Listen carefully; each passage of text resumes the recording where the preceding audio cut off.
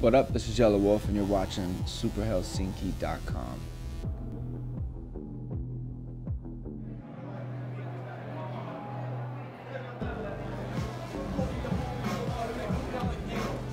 I'm Stephen Penny for SuperHelsinki.com, and we're here at Tavastia Club to sit down and chat to Shady Records artist Yelawolf.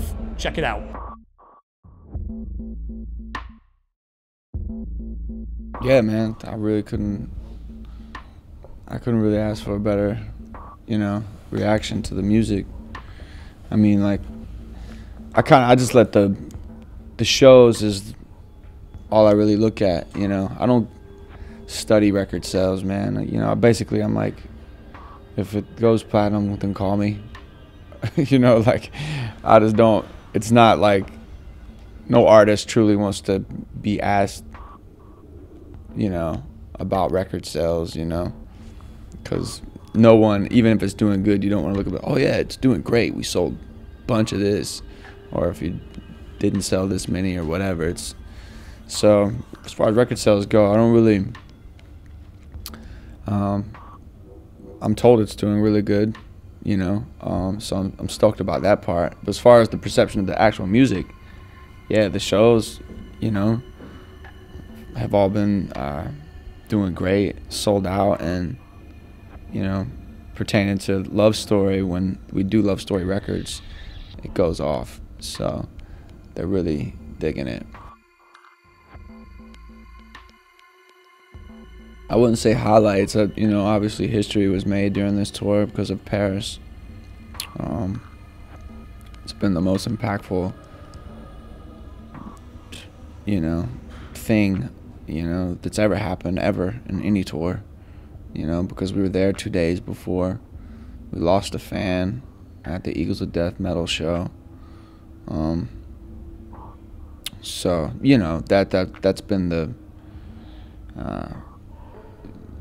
it's the most important thing to mention when mentioning the entire tour. There's no highlight, there's nothing else that's more important than that, of course.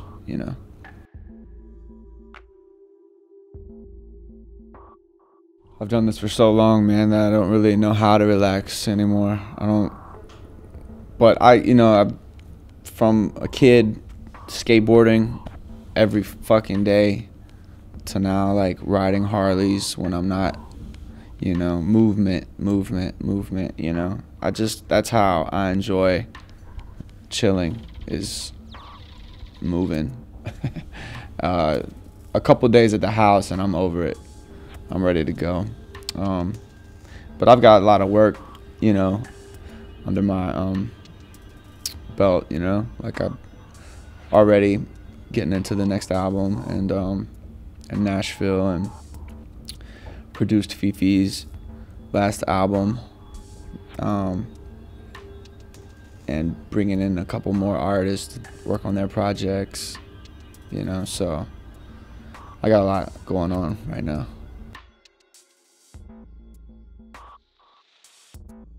I mean, I always have the final say on my music, if I let that go, which I have before, it always comes back to bite me, So, at the end of the day, it is my choice. That choice can be really hard for artists at some point, especially no one wants to look at Marshall and say, no, or I don't like that, or it's fucking difficult to do. But when you have two artists, no matter how big, no matter how successful or non-successful, whatever the bar is, if you share some equal respect of opinion, then it's a lot easier to do.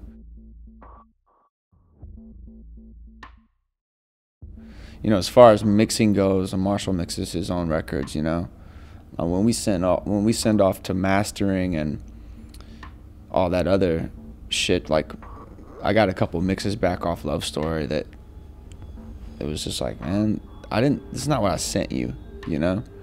Like, stop trying to flex, just give me my shit. Like, mix the fucking song and stop trying to change it and do all this other. People are fucking crazy, man. so many people in the industry and the mix houses and engineers, even on their own time, some managers, label people, they fucking think they're artists, man, and they get really beside themselves sometimes and like throw out ridiculous ideas, or even put people on records without asking the artists, and like you'll show up to the studio, and I mean, it gets fucking bonkers, man. So you have to really turn into an asshole, I mean, at times, you know. So when you hear about guys that are, oh, he's an asshole about his music, it's probably because people have tried to fuck with him and he's just over it, him or her, whatever. Because to maintain that true control, you can't just be nice about everything, you know. So once you earn it, though, once you earn that, you know, you do have to prove that what you do think is good will work, you know. So, but it takes a while to get that privilege. Did for me anyway.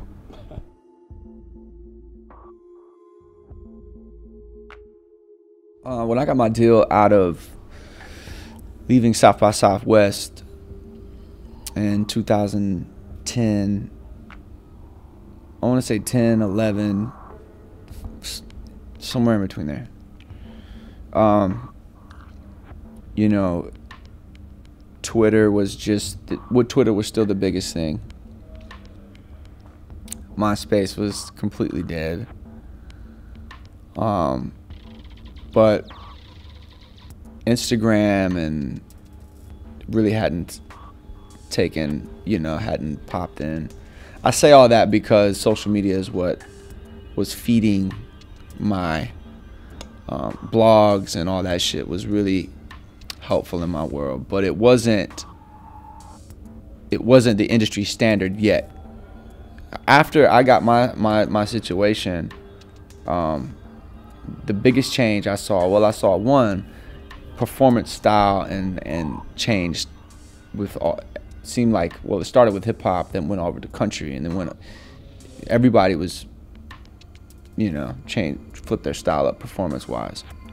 You had to bring it seemed like, because music was so easy and free to get that the tangible live show experience became the most important thing for an artist. So you had to have a good live show. So people were trying to step it up, and for better for worse, were stage diving when they didn't need to, or or starting mosh pits at a really chill show. But that's one thing I saw change, and then the other was just that your followers and your Instagram presence could get you a record deal, and that's pretty much it, YouTube, all that, I mean, I have conversations with Marshall, man, and it's like the difference of eras, it's so vast, man. When MTV was still playing music videos and people were still buying records, you gotta think, man, that was only 10 years ago, really. So in the past 5 years, we've seen like a complete shift in everything.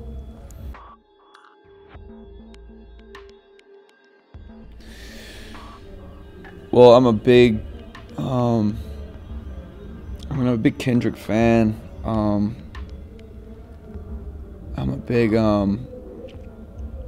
Tame Impala fan. I look forward to anything they drop. MGMT, Daft Punk. I keep my eyes and ears on Pharrell, and he's always been super progressive. Dre, of course. Dave Grohl. I love watching Dave Grohl and everything he does. Marshall, obviously, lyrically, he's just fucking retarded, and people may think that I say that shit because I'm actually on Shady, but he's honestly like Picasso with poetry. You know what I mean? Like, it's fucked up to witness and watch what he does on some rap shit.